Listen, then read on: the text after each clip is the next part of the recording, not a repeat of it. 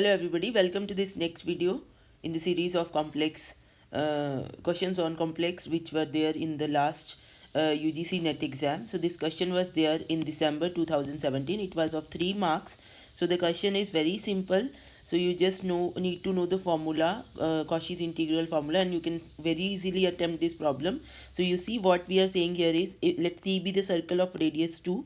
You have a circle of radius 2. Center is at origin in the complex plane. So you have a complex plane, you have a circle of radius 2, center origin, right, anti-clockwise. Then you need to compute this integral. Now you see this you have here dz upon z minus 1 square, right?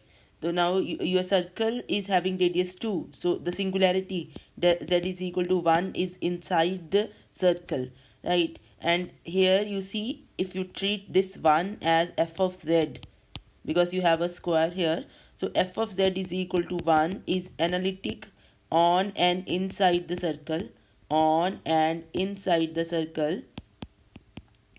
So you can treat this quantity will be equal to, by Cauchy's integral formula, will be equal to 2 pi iota f dash at 1, right? Now because f of z is 1, so it implies f dash z is 0. So this is equal to 0. So your correct choice is G. So this is your answer. So you see, this is very simple problem for 3 marks.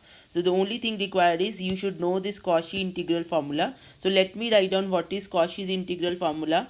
Cauchy's integral formula says, if f of z is analytic on and inside a simple closed curve C, right, and z a is any point in that curve, then this fz upon z minus a raised to power n plus 1, okay, is equal to 2 pi iota upon n factorial nth derivative of f at a. So this is Cauchy's integral formula, and this problem is simple application of Cauchy's integral formula.